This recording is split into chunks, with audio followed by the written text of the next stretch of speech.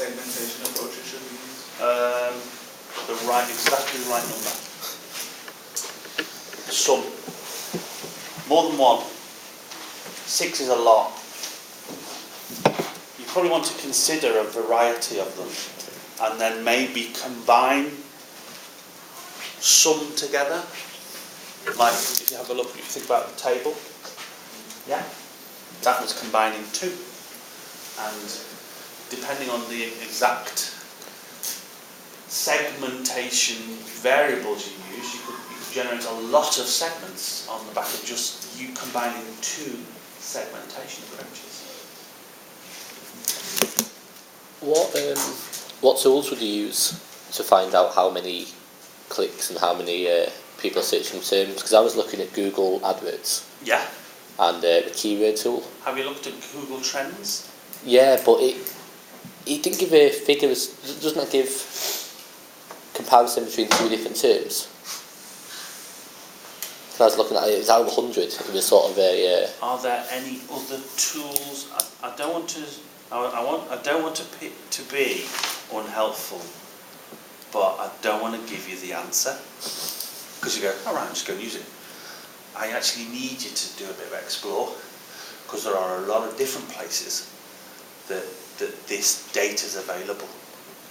Would keyword tools on Google Ads be appropriate? Because that seems to give a figure of how many people are searching for terms per month. Yeah. In locations. I know you don't want demographics, but it's not bad. I mean, you can say I know there are 700,000 people looking for that every month in England. Yeah. Yeah.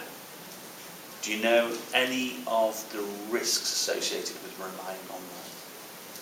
Will that be quite biased data if they're wanting you to? You only counts for Google's search engine rather than anyone else's. But if you're only targeting search behaviour on Google, it doesn't matter. Yeah. You don't care if you don't care about Bing. You don't need to worry about what Bing says, unless you want to check out what Bing says in case, for some weird reason, there is an oddball segment that only uses Bing. But there are some things that you might, if you want to score in the 90s, what critical thing can you say about the reliability of Google's AdWord data?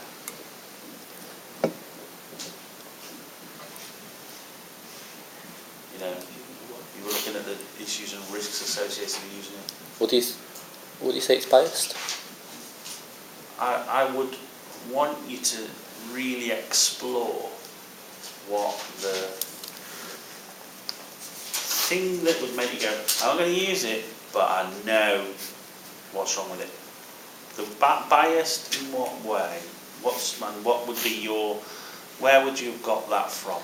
What's the evidence? The thing you're looking for to say, but...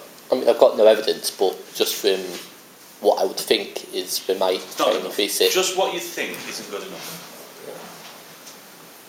There must, if your gut tells you that there's something in there that's not right, something subliminal has informed your gut of that, and I want you to find me that. Is it just that they want to show you they want to show you a better figure than it is because they want you to spend more money on AdWords? Because I know that is the case. You do know that? Yeah. You've got a citation that you could point at. No, No, you don't know that is the case though, do you? I can guess that's Show me the money. Yeah? Show me the money. Have you been on placement? Yeah. Is that what they told you? What, Google? Yeah. No, is that what they told you about the Google AdWords? Is that what they told you about I the worked at Google? Google and it was kind of obvious that was the case. When you say obvious, because that word is one of those bad words. Obvious and I assume. Yeah? Show me the data. Yeah? I'll tell you something. I know that there are a variety of articles out on the internet that question the veracity of the Google data. Yeah? Find them. Type in the words, how shit is Google's data? If you want to. Or something that will find you, something that goes, there is an issue possibly with the reliability of the data. If you were at Google, you'll have heard words like 10% margin of error and data stuffing and other find out what are the things that make you think, I like it, but yeah. On the viability report, I've kind of like done, my 3 different kind of SEO or whatever. Do you evaluate with like a model or something? No, I don't think you need to. I think you would literally say, because I know who I'm going to sell to, these are a list of the most appropriate approaches to marketing to those people. So you don't have to use any particular, and then you look at it. I found a nice model. Use the nice model if you think it has a value to helping you respond to that question. And then expect 90 people to try and find out what that model is on. At least all the people in this room go, what is it? No. I found it. Is that now a secret that I'm going to read about? Make them find it themselves. Yeah, tell my team member.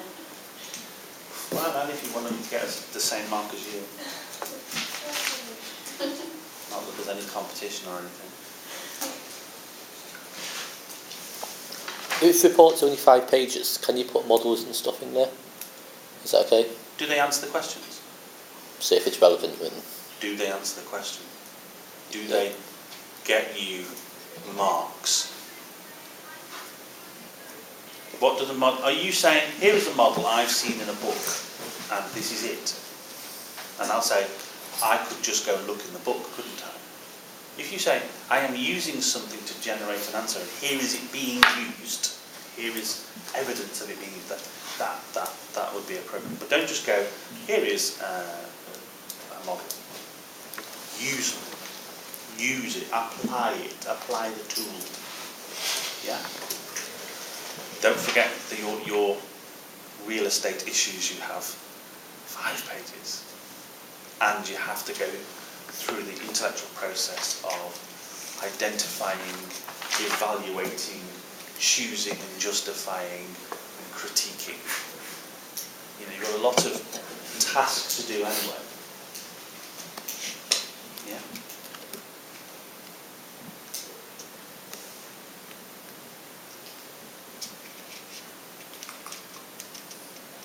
Oh yeah, also, you do like demographics. That's right, I don't like them. Well, we were thinking of using demographics because it's an approach, but then within demographics. But we need to because it's Northern Ireland. Is that demographic? Or is Well, that geographic? It would be, it'd be students within Ireland. Can you use geographic to... I haven't said anything about you not being able to. Geographics has got nothing to do with demographics. Geo is location, isn't it? We've got big stuff on Google about location. What do you class as demographics? Because it varies the definition. I'm thinking about things like age, gender, income. We're more interested in behaviours because we can observe them on the internet. We can target behaviours. We're also interested in psychographics because they allow us to understand certain behaviours. We think that certain aspects of people's personality cause them to do things. We can target values because we think people's values will cause them to operate a certain way. Beliefs, attitudes, lifestyles. Gender isn't a lifestyle. You're just it doesn't. There's a great big row going on the internet at the moment, and I love just dropping the time bombing. People say, what makes men click on websites when they purchase, and I'm going, how do you know they are men until they tell you they are a man? How do you know that somebody just hanging round on the internet is a bloke? What about all the outriders? And here's an even weirder one. There are some people who whose genetic makeup makes them a man, but they actually act like a woman because of a whole series of weird things. You know, the fact that someone is a man isn't what you want to target, unless, you know, and even then I don't think it's right. I mean, like, aftershave, yeah? Is it targeted at men?